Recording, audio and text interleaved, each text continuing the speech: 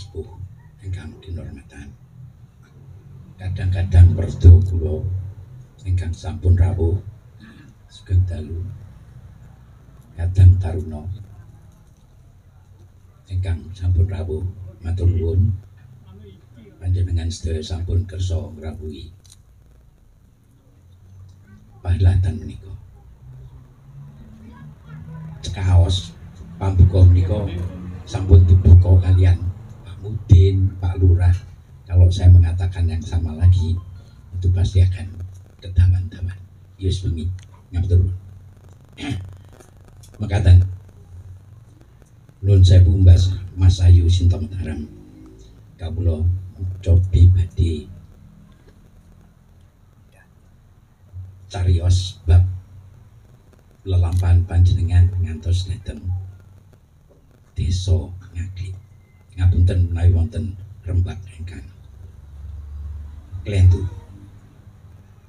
Begini, namanya bedah kerawang menika Mas Ayu Sinta Mataram. Kathah tiang-tiang, kathah opini, kathah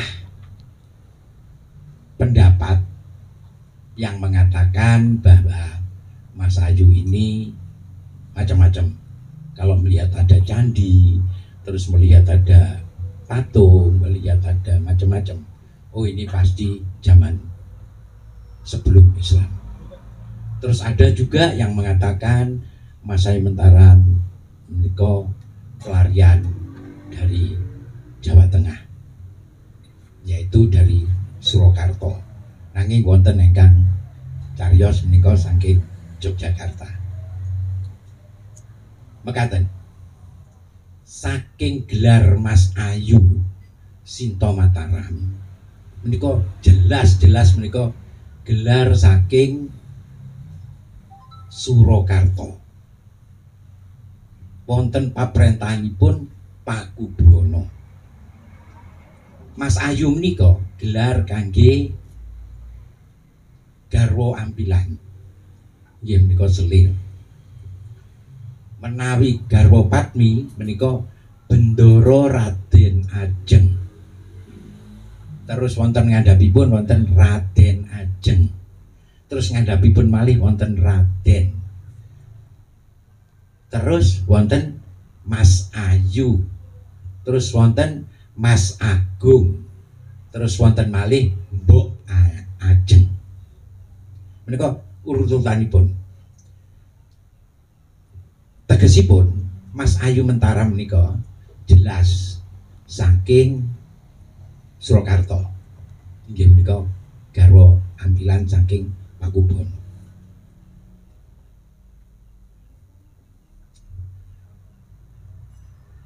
Berita-berita pambiwara ingkang kula kantuk saking wawancara para sepuh, saking kanca, saking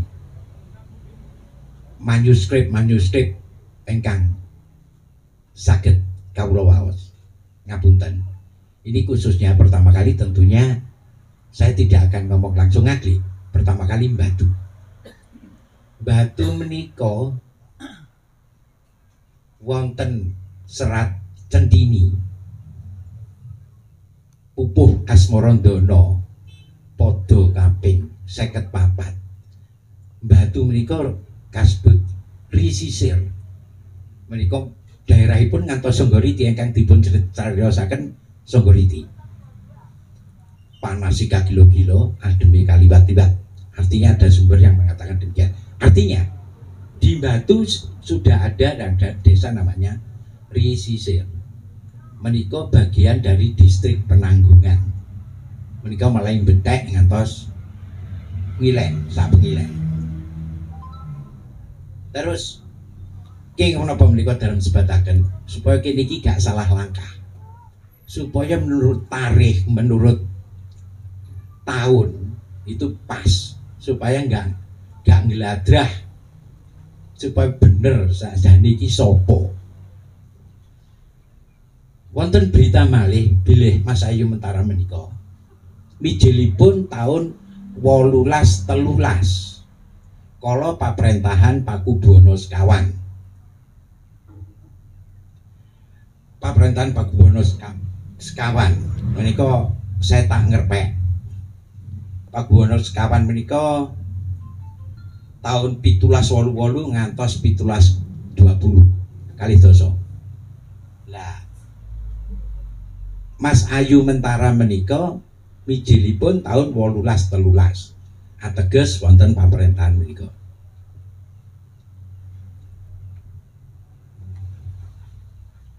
Lah tahun 18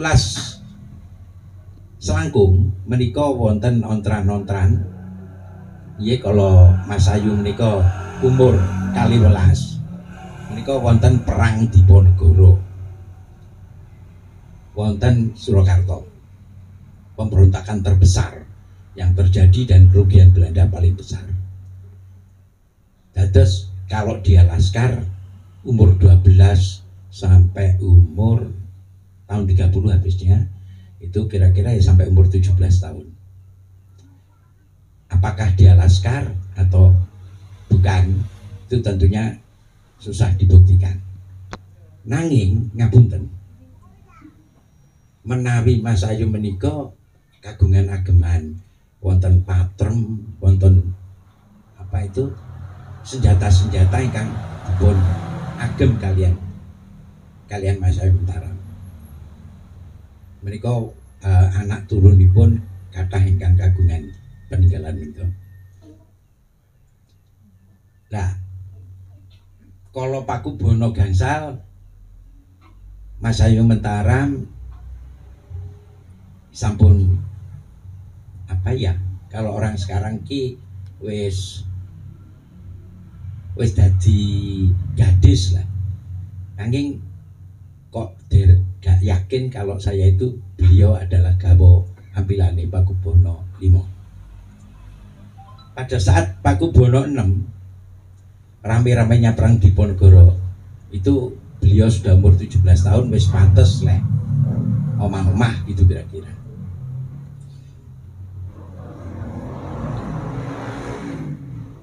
Lah kalau menopo Mas Ayu Mentara menika hijrah dateng Jawa Timur.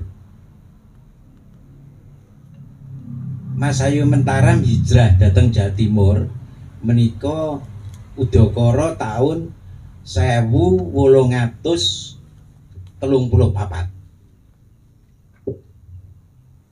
Kalau beberapa berita itu mengatakan dari Yogyakarta, padahal pusat pemerintahan itu di Surakarta, di Solo. Sak sampunipun palihan negara Kartosuro kalian Ngayogyakarta. Ngapunten, selama sekitar 150 tahun Mataram ingkang dipun bangun dening Pakubono setunggal iki gak tahu rukun, pecah-pecah terus nganti papat. Jadi papat. Ada pemberontakan banyak sekali, ada mulai pemberontakan pecinan, terus perang Mas Garendi itu, Samber Nyowo dan segala macam, yang semuanya merebutan tahta. Ini yang perlu diketahui. Jadi politiknya di Mataram itu tukaran terus perkara warisan. Kenapa saya sebutkan bahwa sejarah kita itu nggak mulus? Ini supaya kita tahu kita ini akan menjadi kecil kalau tukaran terus. Jadi jangan sampai kita ini tukaran perkara warisan, ojo sampai tukaran perkara wilayah. Salajengipun waktu 1 tahun 6 bulan Mas Ayu Mentara menika melampah saking Surakarta dateng Batu menika nglangkungi Pacitan. Jadi kira-kira ya liwat Sumoroto, terus lewat apa itu turun ke Pakis Baru, jalan ke Tulungagung, Galek ngantos munggah Gunung Kawi, mudhun Batu. Kira-kira seperti itu. Lah Mas Ayu Mentara menika pada umumnya seorang pelarian atau seorang yang lari dari tempatnya itu pasti cari tempat yang strategis. Nah, tempat strategis di Batu menika nggih Ngaglik itu tempat oglak-aglik, tempat putuk, tempat dhuwur, tempatnya dalam ketinggian. Piyambakipun babat talas. Babat talas dimelai ngapunten ruah. Ya bulanipun ruah. Jadi kalau kita memperingati itu kok mesti Mei Juni ya, itu sebetulnya seharusnya ruah. Selasa Kliwon ruah. Jadi itu akan bisa bergeser-geser karena tahunnya berbeda. Akan yang satu pakai Komariah, yang satu pakai Samsiah. Yang satu adalah pakai Suryo, yang satu pakai Condro. Jadi kan selalu bergeser-geser. Selisih 11 hari lah setiap tahun. Tapi kita memperingati menuju tahun umum, tahun-tahun Masehi. Sebetulnya ada tahun sendiri, yaitu Ruah.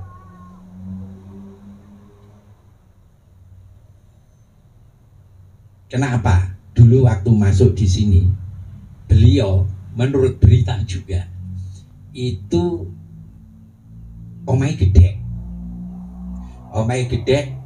di daerah, kalau orang Ngaglik asli ada Pak Jarkasi, ada Mas Pitut, ada yang lain-lain yang tempatnya di belakang situ. Pasti tahu di situ ada pohon kenangai, Pak ya. Ya disitulah tandanya bahwa Mas Mataram tinggal di belakang itu. Di belakang, di tempat gangnya Pak Hadi itu lurus. Ya disitulah tempatnya. Di tempatnya Pak siapa? Musini ya. Iya betul. Di tempatnya Pak Musini sekitar situ. Itu tempatnya Mas Mataram. Dan beliau dimakamkan di sini. Itu wajar karena dulu waktu makam Ngaglik, makam Milonto. Itu sejarah yang bisa kita baca sampai meninggalnya Mas Mataram. Kenapa kita sekarang ini diminta untuk mengetahui bedah Kerawang, diminta untuk mengetahui situs?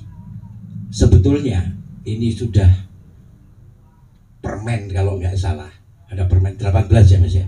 Iya. Itu ada pembudayaan,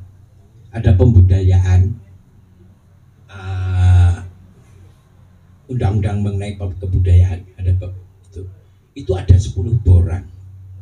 Seperti yang dikatakan moderator, bahwa sejarah tidak lepas dari sosio-kulturnya. Jadi sejarah tidak lepas dari segala macamnya.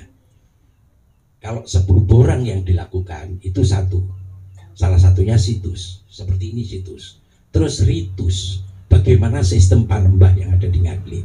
Terus setelah itu teknologi tradisionalnya seperti apa. Itu kalau mungkin yang sepuh-sepuh cik menangi kira-kira lek tetandur jagung, tandur pari, piye carane, itu teknologi. Terus berikutnya tidak hanya pada 3 itu, tetapi ada juga yang namanya susastro. Susastro lama itu pasti ada, entah itu tutur, entah itu dalam satu bentuk artefak atau apa.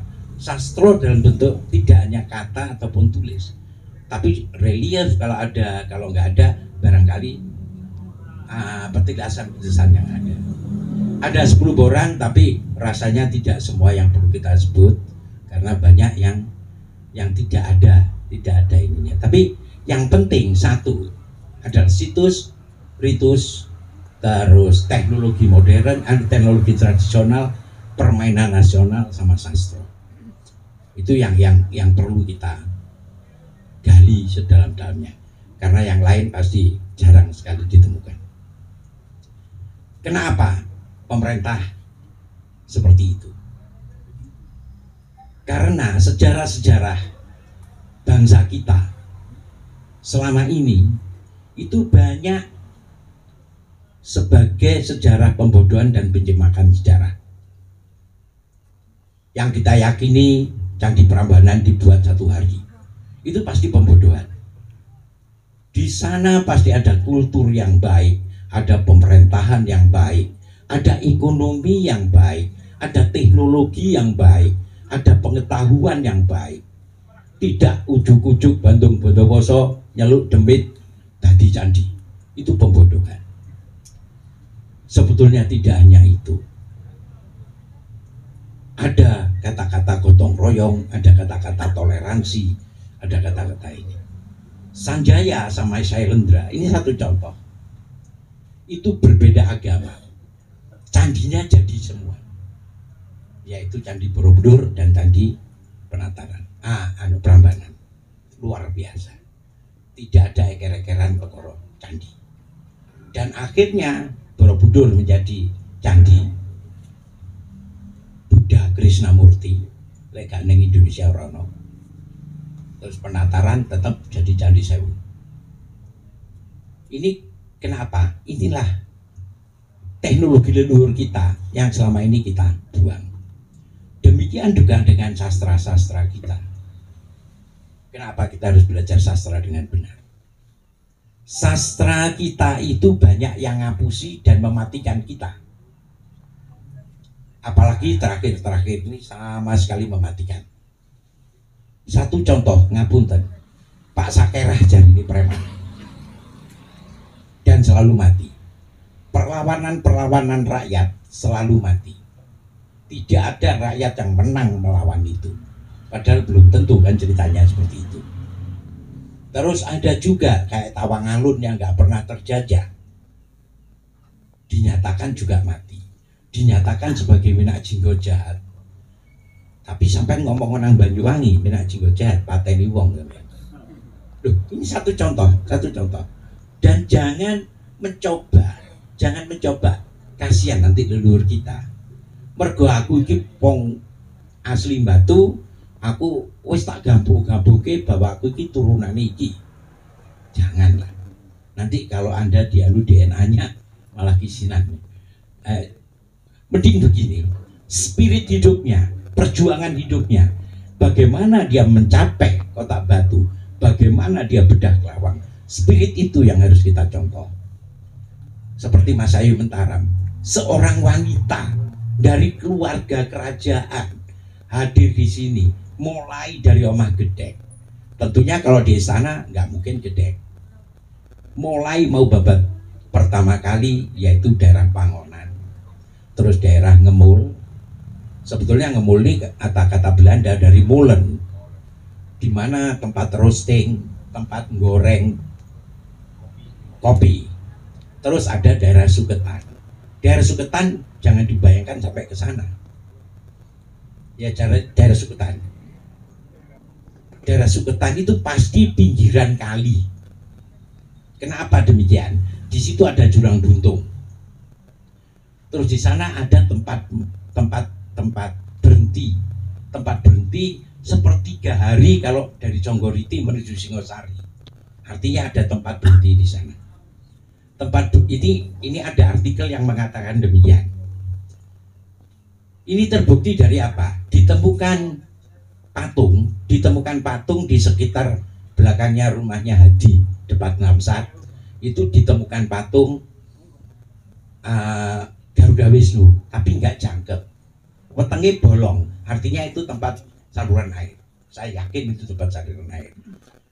Karena itu sebagai apa ya? Walaupun nggak ada Dworo, tapi dia keluar dari situ. Seperti karakternya seperti di Candi Belahan. Di Candi Belahan sana. Artinya begini, bahwa Batu sebelum Mas Ayu Mentaram bedah Ngaglik sudah menjadi tempat dunia. Tapi mungkin karena bencana, mungkin karena segala macam, itu terpendam. Kita lihat toponimi, kita lihat nama-nama yang tinggal di Batu. Ada Jeding, ada Torong, ada Jurang Jeru, ada Kaliwatu, ya, dan segala macam. Itu menunjukkan bahwa kita ini dulu tidak roto atau somah tok, ini tidak. Bahwa kita ini tempat air pasti, karena kita di kaki-kaki dan celah bukit. Tapi karena rongsor, Saya pernah meneliti dengan kawan saya seorang ilmu tanah, tapi ilmu tanah untuk pertanian, kawannya Pak Gio juga. Di kita ini kalau diduduk ada andik tua dan andik muda, artinya sedimen itu yang ada itu adalah pernah kita ini kejubrukan gunung, kira-kira seperti itu. Nah, ini kenapa harus kita ketahui sebagai orang ngaglik? Kenapa kita ketahui? Dulu Pak Cip, Pak Darmaji, Pak Darkasi itu unda-undi umurnya sama saya. Kalau sekolah itu di bawah celana pendeknya itu selalu segitiga, karena nggak tahu adus, nggak ada banyu. Jadi di sini ini terkenal kampung kepek, nggak ada air sejak dulu. Hanya ada satu tempat yang ada airnya, yaitu di Hartin. Dan itu konon kabarnya, ini juga berita. Pada saat bangun Hartin itu masih ada airnya. Mungkin Pak Bidut bisa bercerita. Tapi setelah dilakukan perbaikan, banyunya sat. Artinya teknologi Jawa, teknologi bangsa kita, jangan ngomong itu gaib, tapi mereka orang yang sangat pintar, tapi dengan simbol yang berbeda dengan Yunani, dengan Romawi, dengan Yahudi. Kita sudah tahu teknologi itu, bagaimana duduk banyu, bagaimana ini, saya yakin itu mereka tahu. Tapi begitu dirijiki sat, iya kan, yang di depan di hati pojokan itu, kira-kira seperti itu. Ini sekelumit apa yang bisa saya ceritakan mengenai Babat Ngaglik, dan yang lainnya ada Kelebengan, ada Sabah. Itu barangkali ada tambahan-tambahan nanti dari Panjenengan Soyo. Tapi yang tidak masih di daerah Ngaglik yang perlu Panjenengan ingat-ingat, ya, yang Panjenengan ingat-ingat bahwa di Ngaglik itu ada patung ketek di bawah pohon kolang kaling itu di Kampung Hendrik, bener ya, di Gilingan Tebu yang ujung sana. Artinya di sana ada satu peringatan bahwa ini daerah kritis. Terus di Belik Tanjung ada ilo-ilo. Lek durung metu kok Belik Tanjung iwak kalau dijupuk, kudu mlebu nang Kali Kebo. Kalau itu hampir di seluruh Nusantara cara konservasi dengan itu. Ternyata kalau kita mau jujur, mitos, opini, ya, mitos itu hanya pemikiran wong untuk jangka panjang yang biasanya dijadikan etos. Tetapi kadang-kadang logosnya, pikirnya nggak dipakai, langsung dilakoni aja. Ada mitos langsung dilakoni. Sebetulnya itu adalah bentuk-bentuk konservasi yang dilakukan oleh leluhur kita. Ini mohon juga nanti di dalam pembicaraan adat, kira-kira piye toh supaya Batu iki lestari, piye toh supaya Ngaglik iki lestari. Ini pesan-pesan apa ya dari kesejarahan kita. Saya ingin mengatakan kekuatan dasar Kota Batu, kekuatan dasar yang dinugrahaning Gusti Kang Akarya Jagat itu satu, udara kita itu dingin. Dua adalah tempat kita itu gunung, sesawangan mesti endah. Itu yang harus kita jaga, ya. Terus ketiga, kehidupan kita karena neng gunung itu dari pertanian, itu tetap harus dipertahankan walaupun lahan nggak ada. Tapi kita ngucalke opai urip. Kalau nggak bisa begitu ya neng omah nggak wistik hai apa mbak pertanian. Dengan cara bagaimanapun itu sebuah kekuatan dasar orang Batu. Berikutnya adalah seni. Orang Batu ini penuh dengan seni. Orang-orang yang sudah di atas 60 tahun, hakul yakin pernah ke pasar. Saya punya kawan sejak kecil, sudah indil-indil, namanya Sugihari. Dia itu apal dulu gandang, ya. Bapak Ibu Haryo, ada Mutin Ngaglik, bagaimana di pasar itu orang gandang untuk menawarkan sesuatu. Artinya orang Batu sudah mengenal art, sudah mengenal seni. Ini yang perlu, bahwa apa yang bisa digali, apa yang bisa diangkat itu ya, itu yang saya katakan hitungan. Lek siji dadi loro, lek loro dadi telu, dan nenek welasan dan segala macam. Inilah suatu kekuatan yang ada di batu dan di Ngaglik. Ya, di batu ataupun di Ngaglik kekuatannya sama. Hebatnya di Ngaglik itu tempatnya amtenar, kalau di Sisir tempatnya pedagang. Nun sewu, rumahnya Mas Baron sekitarnya, Pak Ari Sugonto sekitarnya, itu rumahnya pejabat batu semua. Kepala Gaden, camat, terus bekas Koramil pertama Kwasembon itu bapaknya Baron. Terus ada banyak pejabat yang ada di situ.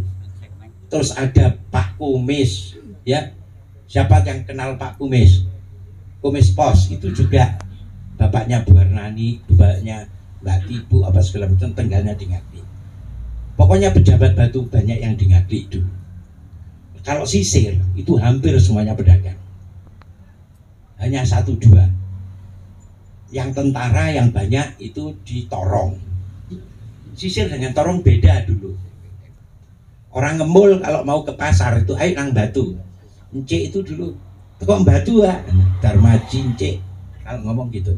Sini itu bukan Batu. Batu itu ya Sisir, pasar. Itu zaman dulu. Kira-kira seperti itu, dan saya mohon apa yang saya sampaikan itu digali. Kalau ada yang kurang ditambahi, ya. Kita bukan tempat perdebatan, tetapi kita mencari sesuatu untuk menjadi dasar pembangunan sebagai basis kekuatan untuk membangun Ngaglik dengan sebaik-baiknya. Perlu saya perkenalkan Pak Mas Muklis, Mas Oi ini putranya mantan PLT Sekda Batu, Pak Sunjoyo. Kalau Pak Lurah itu mantan temannya Pak Cip. Pak Cip Ngaglik jadi Mulyono Mudin. Ini cucunya. Dia cucunya Pak Senamun Pendem, jadi bukan orang luar. Dan itu sobonya juga daerah sini. Bapaknya saat ini masih aktif di ngajar di daerah Lem Jantek. Bapaknya Overste. Anak Kolonel. Ini kenapa? Batu. Ini anak Batu, asli Batu. Jadi kalau lurahnya mau duduk arek ini, anak sini, dia temennya anak saya juga. Itu kira-kira itu yang bisa saya sampaikan. Jenang selo wader kalen sesonderan, apronto yen wonten tempat kawula, dan saya akhiri. Wassalamualaikum warahmatullahi wabarakatuh.